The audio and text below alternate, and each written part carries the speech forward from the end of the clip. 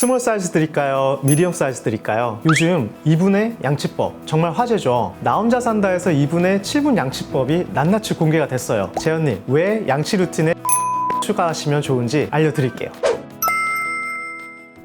안녕하세요. 여러분의 치과 대통령, 치통령 홍성원입니다. 나 혼자 산다. 저도 즐겨보는 예능 프로인데요. 꼼꼼한 치실, 워터픽, 칫솔질까지. 그런데 7분 동안의 양치에도 아쉬웠던 점이 하나 있었습니다. 바로 치간 칫솔인데요. 재현님, 왜 양치 루틴에 치간 칫솔을 추가하시면 좋은지 알려드릴게요.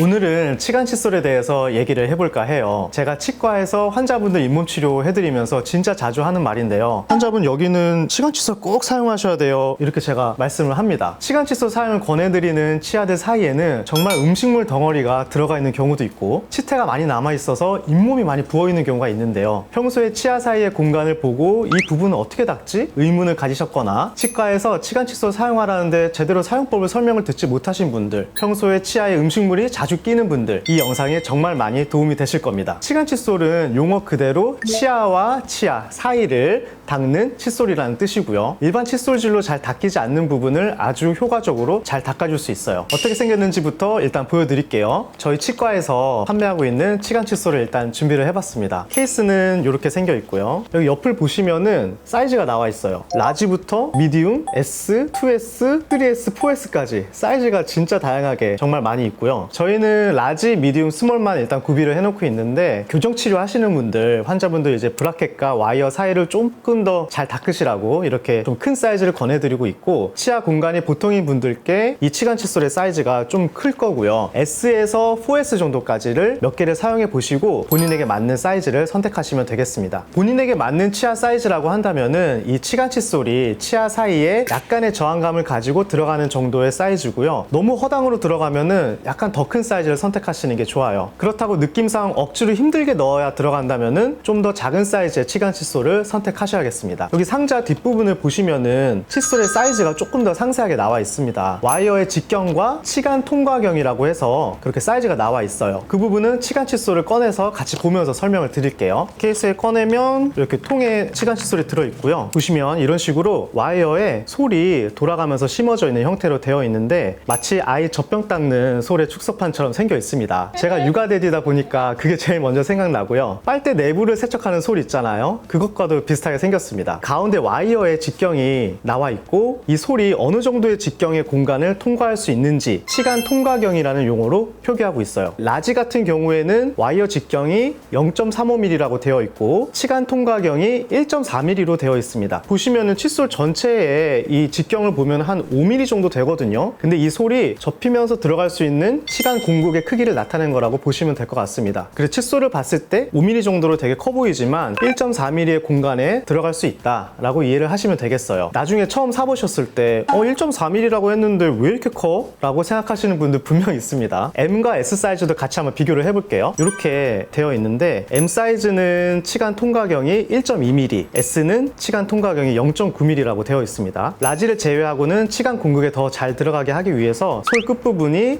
약간 뾰족하게 되어 있어요. 마치 크리스마스 트리를 연상시키는 모양이에요. 저만 그런가요?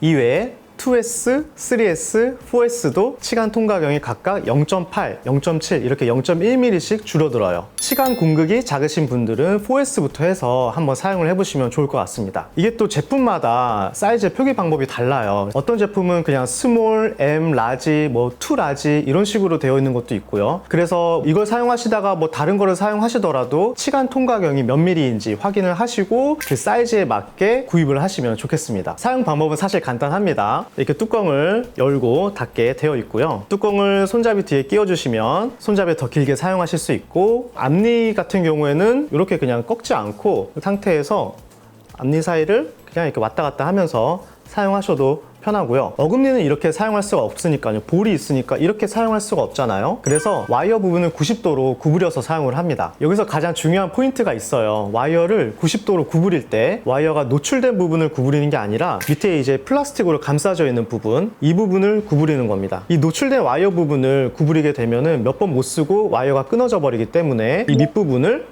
이렇게 구부려 주는 겁니다. 이 플라스틱과 포함해서 구부려 주는 거예요. 안 구부러질 것 같은데 생각보다 잘 구부려집니다. 이렇게 와이어를 구부렸다면은 어금니 같은 경우에는 이렇게 넣어주시고 3에서 5회 정도 왕복을 해주시면 치아 사이에 있는 치태도 닦이게 되는데, 이때 단순히 그냥 이렇게 왔다 갔다만 하지 마시고 살짝 밀어서도 왕복을 해보시고 살짝 당겨서도 왕복을 해보세요. 그럼 더 효과적으로 치아의 굴곡진 부분을 닦을 수 있고요. 바깥쪽에서 닦았다면 안쪽에서도 접근을 해서 닦아주시면 더 깨끗이 닦을 수 있습니다. 안쪽에서도 이렇게 넣어가지고 한 번 더 닦아주는 거죠. 바깥쪽에서만 닦으면 안쪽 면에서 안 닦여 있는 부분도 있거든요. 일반적인 칫솔질까지 하고 치간 칫솔까지 바깥쪽 또 안쪽 다 닦으려면 너무 시간이 오래 걸리니까 에너지가 좀 남아있을 때, 시간이 좀 있으실 때 안쪽에서도 한 번 더 접근해서 닦아주시면 너무 좋을 것 같습니다. 하루에 3번 양치할 때마다 치간 칫솔도 같이 사용하면 얼마나 좋겠어요. 이렇게까지 못하겠다 하시면은 밤에 주무시기 전에는 꼭 사용해 주세요. 자는 동안에 세균이 가장 활발하게 활동한다고 했잖아요. 그리고 사용하실 때 물을 묻혀서 살살 사용하시면은 부드럽게 잘 들어가고요. 생리식염수 등에 적셔서 사용하셔도 좋습니다. 치아까지 묻혀서 사용하실 필요는 없고요. 다만 치아 사이 부분이 시린 증상이 있으시다면 시린이에 사용하는 치약을 묻혀서 칫솔질을 해주시는 것은 의미가 있을 것 같습니다.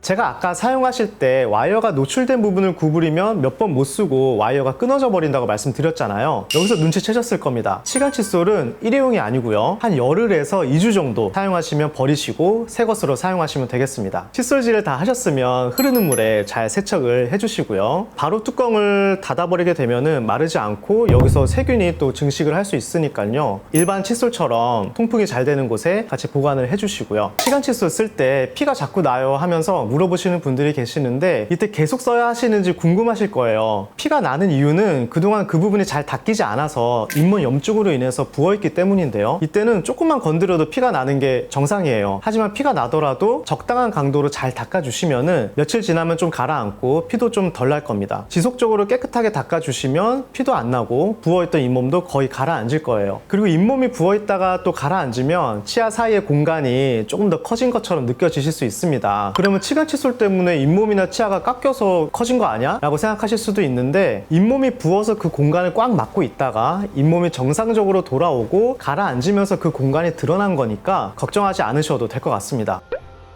치간 칫솔 중에서 이렇게 90도로 미리 꺾여 있는 제품이 있습니다. 이렇게 되어 있고요. 이렇게 꺾여 있어도 앞니 사용할 때 무리 없이 편하고요. 어금니 사용할 때 미리 꺾여 있으니까 좋고요. 이렇게 꺾여 있는 부분이 플라스틱으로 견고하게 되어 있으니까 와이어가 끊어지거나 그런 걱정을 하실 필요도 없습니다. 이렇게 꺾여 있는 제품을 사용하셔도 좋을 것 같아요. 환자분께서 이런 질문을 하셨어요. 이제 칫솔을 가져오시면서 저는 치간 칫솔을 산다고 치간 칫솔을 샀는데 이런 걸 샀어요 하면서, 보면은 치간 칫솔보다 좀 커요. 굉장히 크고 소리 가운데 와이어가 없고 이렇게 위쪽으로 이렇게 심어져 있습니다. 요거는 첨단 칫솔이라고 해서 양치를 다 한 다음에 제일 뒤에 있는 어금니의 그 뒤쪽 부분이 잘 안 닦일 때, 제가 양치질 설명을 드릴 때 일반 칫솔로 양치질 하시고 칫솔을 좀 세워가지고 뒤쪽을 좀 살살살 닦아주셔야 된다고 말씀드렸잖아요. 치석도 거기에 굉장히 많이 껴요. 거기에 잘 안 닦이기 때문에 그런 분들께 요거를 추천해 드립니다. 요거는 이렇게 꺾여 있고 뒷부분을 닦기가 굉장히 편해요. 잘못 구입하셨을 때 아, 이게 첨단 칫솔이었지? 라고 생각을 하시면 될 것 같습니다.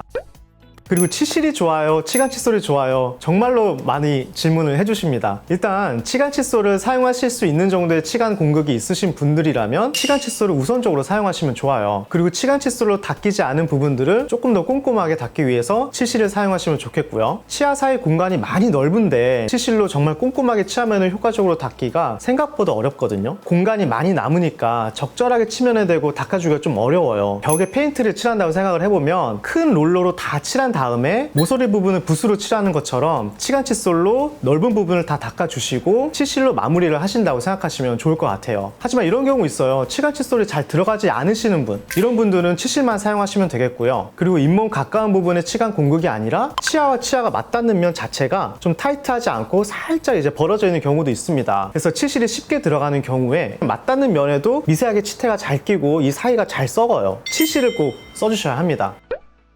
재현님, 오늘 제 영상 보시고 양치 루틴에 치간 칫솔 꼭 추가해 주시면 어떨까 싶습니다. 엄청 시원하실 거예요. 오늘도 여러분께 유익한 정보가 되셨으면 좋겠습니다. 혹시 사용하시다가 또는 사용하시기에 앞서서 궁금하신 점이 있으시면 편하게 댓글 달아주세요. 그리고 구독과 좋아요까지 부탁드리겠습니다. 지금까지 치통령이었습니다.